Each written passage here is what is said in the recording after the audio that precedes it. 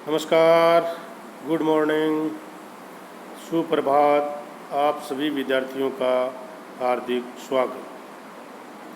प्रिय विद्यार्थियों, आज हम चर्चा करेंगे कॉमन एलिजिबिलिटी टेस्ट CET, समान पात्रता परीक्षा स्नातक स्तर 2022 के बारे में। आपको पता होगा कि राजस्थान कर्मचारी चयन बोर्ड जयपुर द्वारा समान पात्रता परीक्षा स्नातक स्तर 2022 के लिए ऑनलाइन आवेदन आमंत्रित किए गए हैं, जिसमें 8 प्रकार की जो सेवाएं हैं, जिसमें आपको आवेदन करने से पहले एक पात्रता परीक्षा, जिसका नाम दिया है समान पात्रता परीक्षा स्नातक स्तर 2022 के लिए ऑनलाइन आवेदन आपसे आमंत्रित किए गए हैं। राजस्थान अधीनस्थ और लिपिक वर्गीय सेवा है समान पात्रता परीक्षा नियम 2022 के अंतर्गत आपको निम्नलिखित सेवाएं, जिसमें राजस्थान होमगार्ड अधीनस्थ सेवा है, राजस्थान अभियंत्रिक अधीनस्थ सिंचाई सेवा है, राजस्थान अधीनस्थ लेखा सेवा है, राजस्थान राजस्व लेखा अधीनस्थ सेवा है, राजस्थान महिला अधिकारिता अधीनस्थ सेवा है, राजस्थान एकीकृत बाल विकास अधीनस्थ सेवा, राजस्थान कारागार अधीनस्थ सेवा, राजस्थान समाज कल्याण अधीनस्थ सेवा। ये 8 प्रकार की जो सेवाएं हैं, जिनमें प्लाटू कमांडर, जिलेदार, पटवारी, कनिष्ठ लेखाकार, तहसीलदार, राजस्व लेखाकार, पर्यवेक्षक महिला अधिकारिता, पर्यवेक्षक, उप जिला जेलर और छात्रावास अधीक्षक सेकंड ग्रेड के जो पद हैं, उनमें आपको आवेदन करने से पहले ये पात्रता परीक्षा है वो आपको पास करनी होगी। जैसे प्लाटू कमांडर के 43 पद हैं, विभाग आपका गृह रक्षा विभाग होगा। जल संसाधन विभाग में 272 पटवारी के पद हैं। कोष और लेखा विभाग कनिष्ठ लेखाकार के 1923 पद हैं। और राजस्व मंडल तहसील राजस्व लेखाकार के 198, महिला अधिकारिता पर्यवेक्षक महिला अधिकारिता 176 पद, और कारागार विभाग उप जेलर के 49, सामाजिक न्याय व अधिकारिता विभाग के छात्रावास अधीक्षक सेकंड ग्रेड 335 पद इसमें दिए गए हैं। इसमें आपको बात ये ध्यान रखनी है कि विभागवार और सेवावार रिक्त पदों की जो संख्या आपको दिखाई गई है, मुख्य परीक्षा के समय इसमें कमी या बढ़ोतरी हो सकती है।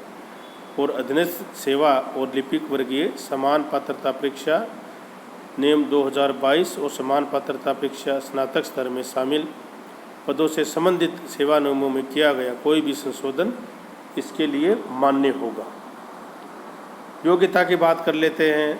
जैसे महिला अधिकारिता विभाग है, जिसमें पर्यवेक्षक पद है महिला अधिकारिता में, इसमें आपको भारत सरकार द्वारा स्थापित, भारत में विधि द्वारा स्थापित किसी भी विश्वविद्यालय से स्नातक, और आयु रहेगी 18 वर्ष से 40 वर्ष। जल संसाधन विभाग पटवारी के लिए आपको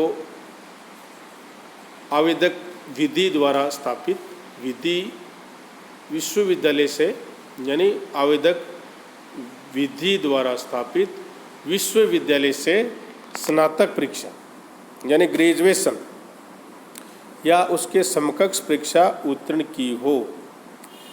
इसके अलावा आपको ओ लेवल का जो सर्टिफिकेट है, इसके अलावा आपको DOACC द्वारा आयोजित ओ लेवल का उच्च लेवल का या उच्च स्तर का सर्टिफिकेट चाहिए।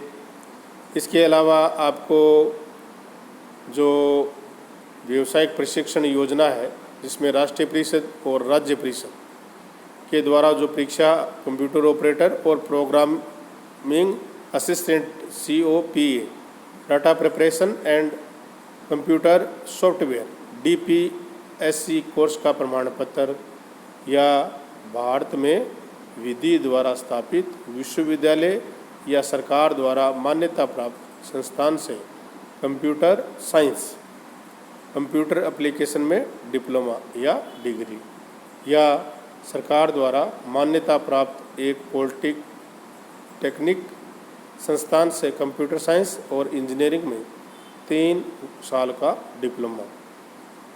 भारत में विधि द्वारा स्थापित विश्वविद्यालय या सरकार द्वारा मान्यता प्राप्त संस्थान से इंजीनियरिंग और तकनीकी के किसी भी ब्रांच में डिग्री।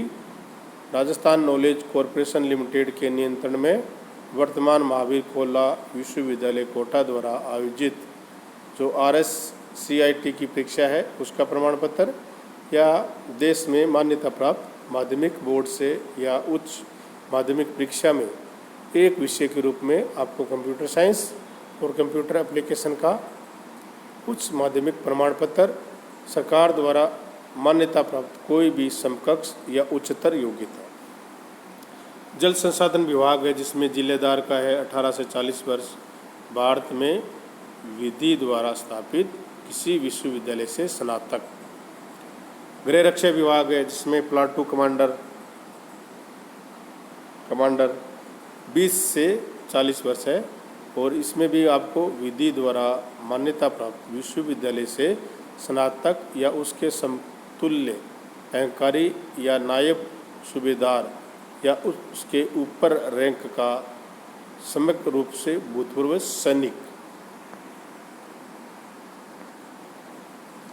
राजस्व मंडल के लिए 21 से 40 वर्ष, भारत के केंद्रीय या राज्य विधानमंडल में किसी अधिनियम द्वारा निर्मित विश्वविद्यालय में से किसी विश्वविद्यालय या संसद के किसी अधिनियम द्वारा स्थापित विश्वविद्यालय अनुदान आयोग अधिनियम 1956 की धारा 3 के अधीन विश्वविद्यालय के रूप में घोषित अन्य शैक्षणिक संस्थान की डिग्री धारित करता हो, या सरकार या द्वारा आयोग के परामर्श मान्यता प्राप्त समतुल्य अर्हता रखता हो।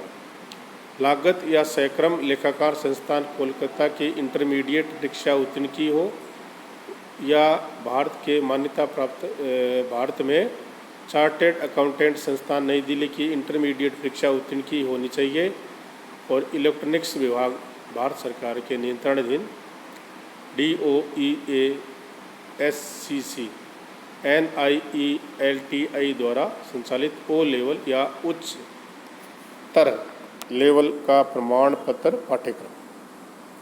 व्यावसायिक प्रशिक्षण जिसके में राज्य परिषद और राज्य या राष्ट्रीय परिषद के अंतर्गत आयोजित कंप्यूटर ऑपरेटर और प्रोग्रामिंग सहायक और डाटा प्रिपरेशन कंप्यूटर सॉफ्टवेयर का प्रमाण पत्र।